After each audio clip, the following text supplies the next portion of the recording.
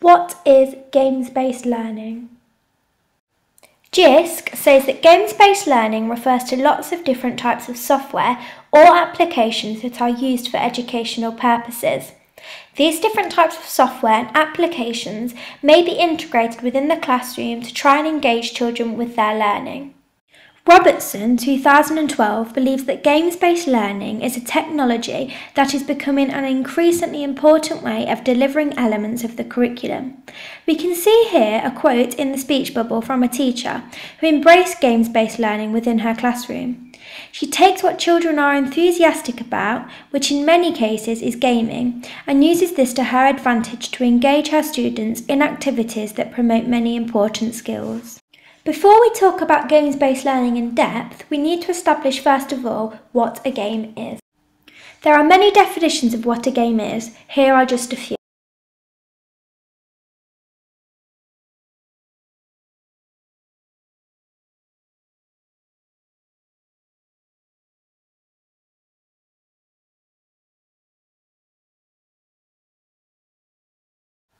For more information on definitions of a game and why we play them, please see the YouTube link below. Here is a quick analysis of the previous definitions. Please pause this video so you have enough time to read at your own pace. After establishing what a game is, we can now try and understand games-based learning a little better. We can see that Johnson et al. 2012 believes that games-based learning can support individual, group or whole class work. This means in theory, games-based learning is relatively easy to integrate into the curriculum and has been in many schools for a few years. There's a growing need for games-based learning so pupils can interact and learn much quicker from the early years foundation stage up to secondary school. We can see a reference has been made to the Teach With portals here. This is a free website that provides teachers and educationalists with tools and content that allow for games-based learning. This just shows how easy it can be for games-based learning to be introduced into the classroom. For more information on Teach With portals, please see the link below.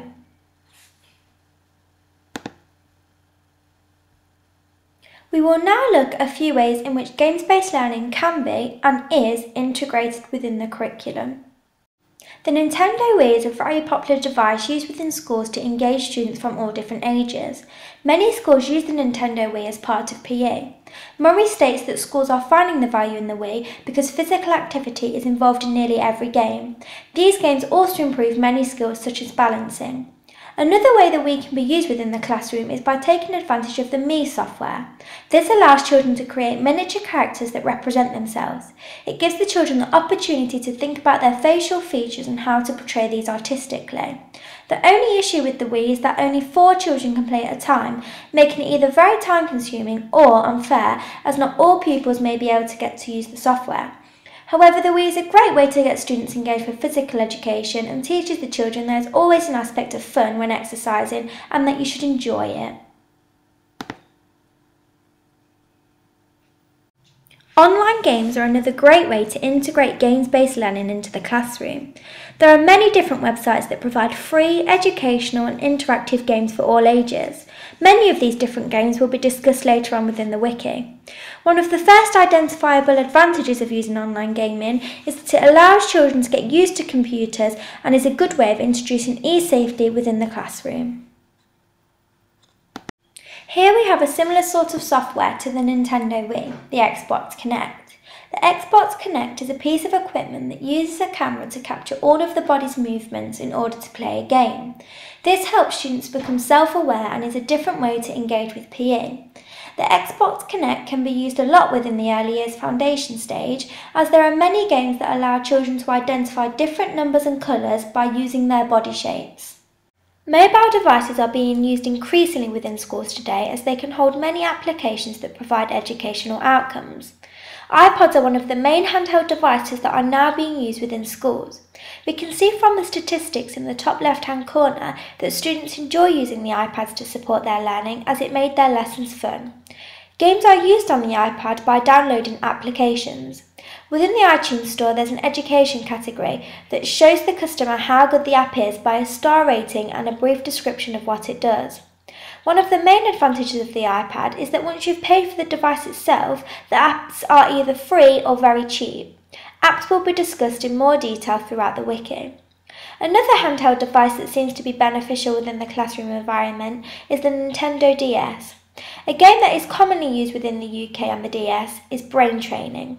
This allows children to play a game that enhances their mental abilities. After looking at some ways in which games-based learning can be integrated into the curriculum and classroom, we can begin to understand that it can be very beneficial. Johnson et al. 2012 believe the greatest potential of games-based learning lies in the ability for pupils to deeply engage with their processes of learning. We can understand that a lot of young people today enjoy interacting with technology and games, and by embracing this we can really improve our education system. Why does it work? Cole 2010 states that a growing number of schools are discovering that computer games can be a springboard for a wide range of educational activities, and it is great for boosting pupils' enthusiasm and motivation. This is one of the great advantages of games-based learning. It excites children. Ollie Bray, a deputy head, believes that all teachers believe games have a place in education, but some have an issue with them. He believes that games-based learning is just a paradigm shift in the use of play. The online game is a hub and a link to creative ideas.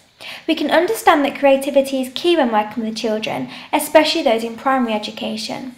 Plucker et al. 2004 agrees with this, as they believe creativity plays a key role in improving skills such as problem solving and other cognitive abilities. Andrew Rhodes, an ICT consultant, believes that when pupils are more engaged in lessons and activities, like they are when playing online games, pupils are able to perform at a level that truly reflects their abilities. Prensky, 2001, states that children today are being socialised in a very different way to their parents. We can see from the diagram how many hours are being used on different types of technology in a digital native's life. Prensky discusses in his research that stimulation of the brain enables it to change and affect the way in which people think. This highlights the need for games-based learning, as it engages the children in a different way to the traditional teaching techniques, meaning their skill levels could be enhanced. Children now have a short attention span of old teaching techniques because they don't suit their needs. They are used to being interactive with technology, and if this isn't available when learning, they tend to get bored. A professor in Prensky's work states that children's attention span are not short for games. This may be because it interests them, and due to their experiences, digital natives crave interactivity, which games provide. Prensky goes on to say that children's learning games that are well designed do produce learning, and lots of it. The Lightspan Partnership, which created PlayStation games for curricular reinforcement, conducted a study over 400 schools.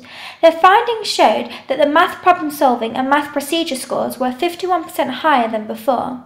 To conclude this point, there is evidence to suggest that games-based learning can be very effective in the classroom, only if the right software is used and we have a teaching force that embraces it. Some teachers may find this difficult.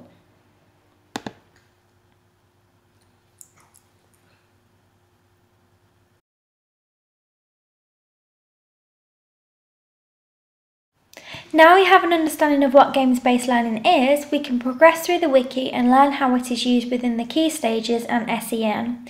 We will try and understand some of the successes of games-based learning and some of the problems that games-based learning may cause.